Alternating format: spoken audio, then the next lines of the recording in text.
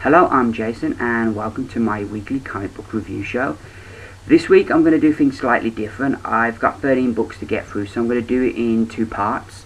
First part I'm going to review the Marvel and Dark Horse comics I got.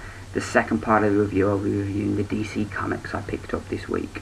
I'm doing this because last week I felt I rushed through the last couple of books and didn't give them adequate time, so I'm going to try this out. Hopefully it'll be two shorter videos. I'll try and keep each video down to about 15-20 minutes, so it will be longer overall, but individually they'll be shorter, hopefully, fingers crossed. Now let's get straight into things, and we kick it off with Space Punisher. This book's been out a few weeks, but so you know, it's not brand new. I did think about picking it up when it first came out, but I was good for a short while and I didn't pick it up. But then I've been hearing people say what fun it was, so I thought, yeah, I'm going to pick it up, and that's what I did. And I'm glad I did, because it was just that. The one word that describes this book is fun. The basic gist of the story: you don't need to know anything about the Punisher or the Marvel Universe, because it explains all the story in here. Punisher's family have been killed by the space mafia, and he's trying to find out the 6 heads of this mafia. And he finds out the one, and who's the Queen of the Brood, and he manages to kill her. And then he goes to this bar to try and find this drug dealer who will be able to tell him the identity of the other members of this group.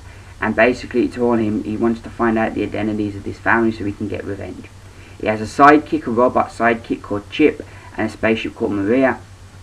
And he's just, this is a comic book equivalent of an action movie. You look at the action movies of Arnold Schwarzenegger in the 80s, and they were like, you could switch your brain off, and they were just fun. Good guy kicks the bad guy's asses, saves the day. That was the basic gist of it, and that's the basic gist of this. It's part 1 of 4, so it's not an ongoing, it's just a mini series, but it's a lot of fun, and I really enjoyed this book. I really did. It was great fun. The art as well works really well. As you can see, a bit of the art there. It works really well for this book, and there's some really nice scenes. If you know your Marvel history, you look at that scene there when he enters the bar. You look at the background, at the different characters that are there. It's just genius. It's just some really fun stuff. And they even have like regular characters from the Marvel Universe just turn up. It's kind of like, you imagine what would the Star Wars universe be. Instead of the Star Wars characters living in it, they have put the Marvel Universe characters living in it, and that's what this is. It's like the Marvel Universe in space, and it works really well. It's a lot of fun, and yeah, I definitely give this a thumbs up. Whether you're a fan of the Punisher, science fiction fan, or just a fan of comics that are a bit light-hearted and fun, this is the book for you. Next up we have Avengers issue 28. It's Avengers vs. X-Men tie-in. Features the solicits for this book said it was the last stand of the Red Hulk, and it's not quite the last stand, but things do get a bit bad for him. This book is set around issue 6 of Avengers vs. X-Men, and Red Hulk is trying to question why he's on this team. What is it they want from him? Apart from the Hulk, what does he bring? He then figures it's military experience, that he's been in more wars than even Captain America. So he's the most experienced at war, and he feels that Captain America's putting him on this team to do the things that he can't do that need to get done. So he comes up with the conclusion that Captain America wants him to assassinate Cyclops. So he goes to Utopia, he infiltrates Utopia so he can assassinate Cyclops, but then his plan goes pear-shaped. I won't spoil what happens. I like the idea of this story, sort of exploring a bit more about Red Hulk and why he would be on this team. I did like that, and I thought it was a good idea for a story. My whole problem, and this is a problem with a lot of the crossover stories in this series, is last week we had issue 8 released. Next week we have issue 9 of Avengers vs X-Men that gets released. This is set during issue 6. So we've got to cast our mind back about 5 weeks ago and remember what was happening in issue 6. And I just think too many of these stories have come out way after where they're supposed to happen. They're supposed to have happened. And I think Marvel could have done a lot better job at organising this whole event. And part of that, again, and it's the same with the story they had in the last 2 issues. There's no point to them. You know, they don't add anything to the main story. And they're just pointless. They don't add nothing. The art, I did think Walt Simonson looked his best since he started working on this book. I thought he did some good stuff in here, but I just didn't enjoy this, and I think it's the whole crossover thing. They just haven't managed these crossovers very well, and they don't add nothing to the main story. They don't, you know, serve any relevance, and it's a waste of a comic book. And sadly, you know, Avengers is one of my favourite books, but sadly I'm going to have to give this issue of the Avengers a thumbs down. First time ever, but yeah, it's a thumbs down for Avengers. Next up, we have the Incredible Hulk. This is issue 11. We had the sad news coming out that this is one of the books that's going to get cancelled, and they're going to bring out all the new books. So I don't know what they're going to be doing with the Hulk after that. But while we've got it, I'm sticking with this book. This is part 4 of the Stay Angry storyline. This time he wakes up and he's in the jungle, and you've got Kraven the Hunter there, and he's pretty much figured out what Banner and the Hulk are up to, and he says he can help Banner get what he wants, but he wants Banner to get Spiderman to kill him because he doesn't want to live anymore. He should be dead, and he wants to go back to being dead, and he wants them to do that. Hulk is like, well, what is Banner after?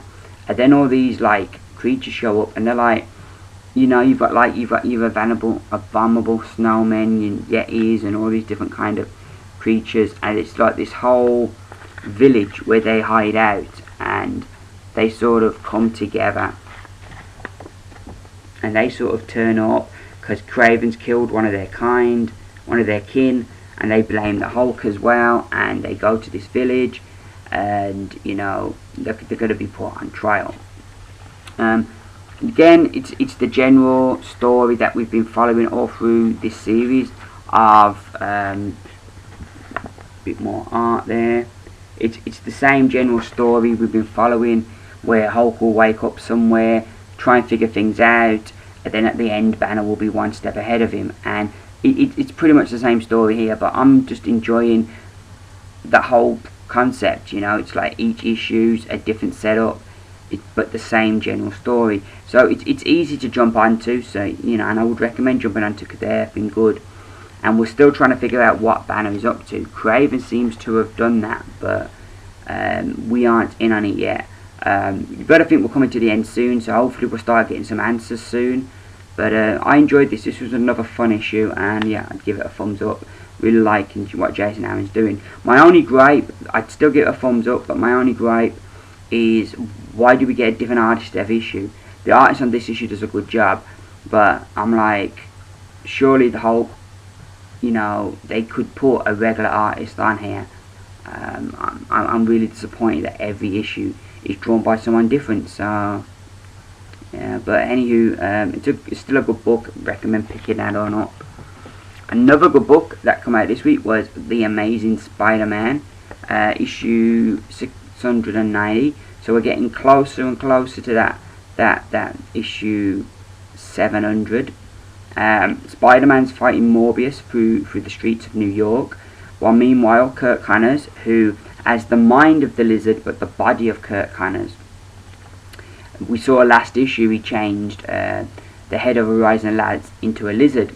So now he goes round to each of the scientists at Horizon Labs to work with him and try and find a way he can turn himself back to the Lizard, because the formula won't work on him. Something Morbius did when he made his formula is stopping him turning back into the Lizard, but he's got the Lizard mind.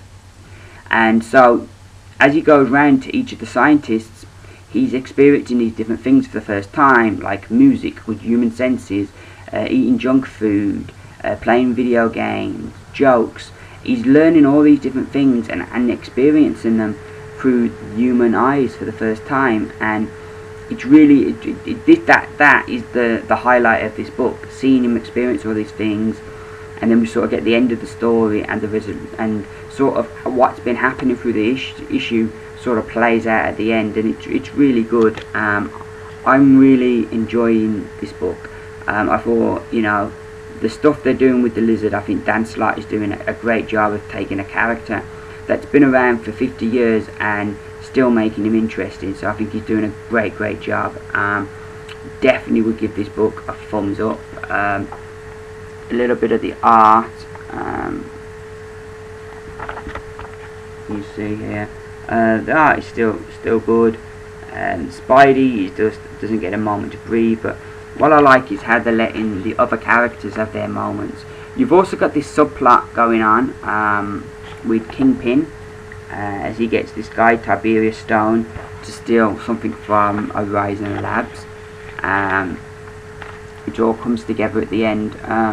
But yeah, I'm really enjoying this book. There's some great stuff going on in it, and yeah, definitely recommend picking it up. It's just really good fun. Thumbs up. Next up, so that's my Marvel books. Next up was I got a couple of Dark Horse comics. For the first time in years, I picked up a Star Wars comic. It was this one, Darth Maul, Death Sentence, issue 1 of 4. Of course, if you've been watching the Clone Wars cartoon, you will know that Darth Maul has got a brother called Savage Opress, and he found Darth Maul, and now they're back, and they're going through the Outer Rim trying to raise an army. In this book, a guy called J-Bog has put a price on their head, so they got all these guys turn up to try and take them out, and then they sort of go to the source. Meanwhile, the Jedi Council want to know how this J-Bog knows about Darth Maul, so they've sent some Jedi to talk with him. And you've got Obi Kenobi, who we don't see in this issue, but he's apparently looking for Darth Maul as well. I really enjoyed this issue. It was a really fun read. It gives you what you want to see. Loads of Darth Maul and Savage Opress kicking ass. The art was really good as well. I enjoyed the art.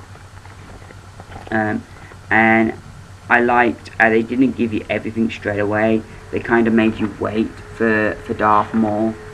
And then you get like an action scene.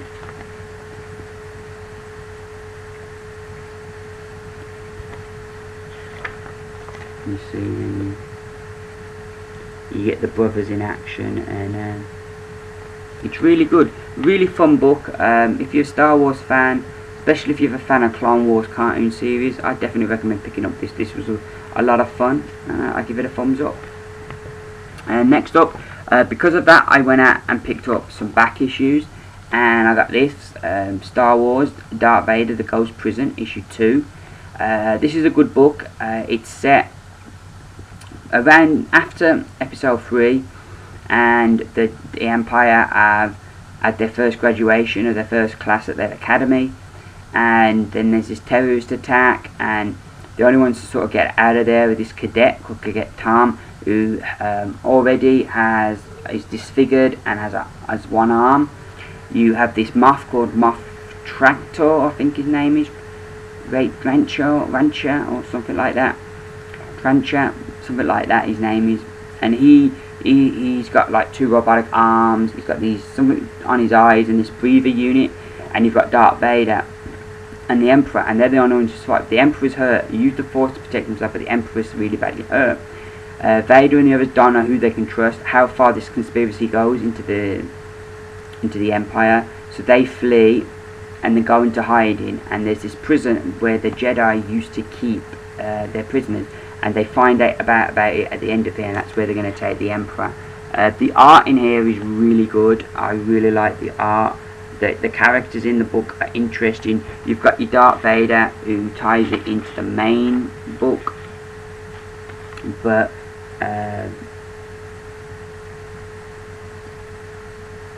who ties it into your own book. But you know, it was a really good read. Give that a thumbs up. I also picked up issue 3, where they go to this prison and they're hiding with the Emperor, while the headmaster of the school is revealed to be behind, of the academy, sorry, he's behind the terror bombings, and all of the cadets are working for him, except for the other cadet who survived, cadet Tom. He's not with him, but every other cadet is with him, and so they're trying to, you know, they're trying to secure their power on Coruscant, while Vader is you know, there's a cameo here. You've got a cameo from Grand Moff Tarkin. The art once again is really good. There's this one great scene. Is one scene that's good, where you get the origin stories of the Moff and the cadet, and you sort of find out how they got their disabilities. And you've got this other great scene where Vader is talking with the cadet, and the cadet up here, where the cadet is talking with Vader and sort of saying, oh, from the records it says that Anakin Skywalker captured most of these prisoners. And Vader says yes, he was one of the Jedi Order's greatest generals. And so like the cadet goes, well, what happened to him? And Vader goes, I killed him. Which I really like, that sort of building that myth that Anakin Skywalker is dead and Vader killed him. So I really enjoyed little things like that. On a bigger thing, the whole story is really fun. It sort of put Vader in a different position. In the films and in most literature that we've read, he's always had the Empire behind him. He's always in situations where he has the upper hand. In this, for the first time, you see in a position where now Vader is the underdog, that he and, you know, they don't know who they can trust in the Empire, so they've got to deal with this themselves. And I really enjoyed this book. I thought it was really fun seeing them in a different position and being the victims for once, and it was a really fun book. So I'm looking forward to this. It's a 5-part miniseries, so we're up to issue 3. I managed to pick up issue 2 and 3 from my comic book shop. They didn't have issue 1, but I did find it on eBay. So that's a good place to look if you're interested in this. But I would recommend it if you're a Star Wars fan, even if you're one of them fans that think that the only real Star Wars is the original trilogy. This book is still fun because it's the early days of the Empire, so you don't have to, it doesn't follow any set thing. It's just a story from the early days of the Empire with this coup as these people try to take over the Empire. So yeah, I'm looking forward to the next issue of this, and I'm definitely on board for the next. And I think as well, I think what's really good is they were doing a lot of ongoing series, and I think what's good is mini-series. I think that's the way to go. From a business perspective, they've got the trade of it they can bring out afterwards, but then at the same time, I think you'd be able to tell one story, and then you're not tied to having to come up with new stories for those characters. So I think a mini-series is the best way to do this. I also love that cover. I think that was a really good cover. But yeah, I'll give this a thumbs up, and definitely recommend checking out them Star Wars comics. So that's it for part 1. I will be back if you want to see my review of the DC comics that were out this week. Check out part 2. An easy way to get all my videos is to subscribe, and that button should be above me. The videos will then come up in your feed. Also, if you did like or dislike this video, give me underneath there, give me a thumbs up or thumbs down. I'll be back in a minute if you find my other video. Thanks for watching, and bye for now.